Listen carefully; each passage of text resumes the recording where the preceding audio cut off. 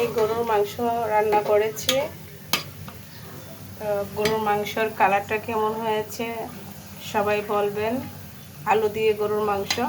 আর এই হয়েছে পেঁয়াজ বেরেস্তা, পেঁয়াজ আর রসুন আমি বেরেস্তা করেছি।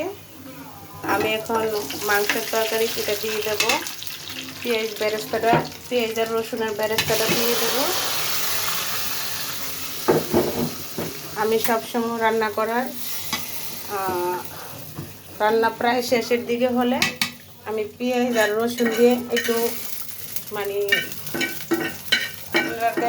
আপনি কি বলেন জানি না, আমি এটা একটু বাগার দিই যাতে রসুনের আর পেঁয়াজের একটা গ্রান আসে।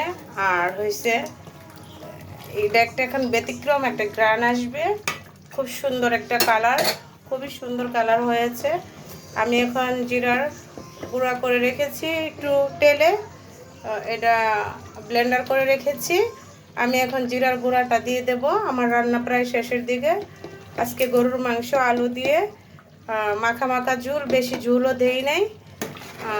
তরকারির কালার কেমন হয়েছে আপনাদের সবাই দাওয়াত রইল। আমি মাখা মাখা ঝোল রেখেছি, হ্যাঁ, যাতে কালারটা তরকারিটা খেতে স্বাদ লাগে। আর দ্বিতীয় কথা হয়েছে তরকারির কালারটা কেমন হয়েছে সবাই বলবেন। একটু লাইক কমেন্ট একটু শেয়ার বেশি বেশি দিবেন। আমি নতুন, আপনাদের মাঝে সব সময় থাকতে চাই কিছু না কিছু দেখায়া, কারণ আমার ড্রেসের আমি অনেক ভিডিও দিচ্ছি। আপনারা লাইক কমেন্ট একটু শেয়ার কমায় দিচ্ছেন সবাই, একটু বাড়ায় বেশি বেশি দিবেন, তাইলে আমি অনেক খুশি হব, আপনাদের কাছে কৃতজ্ঞতা থাকবো।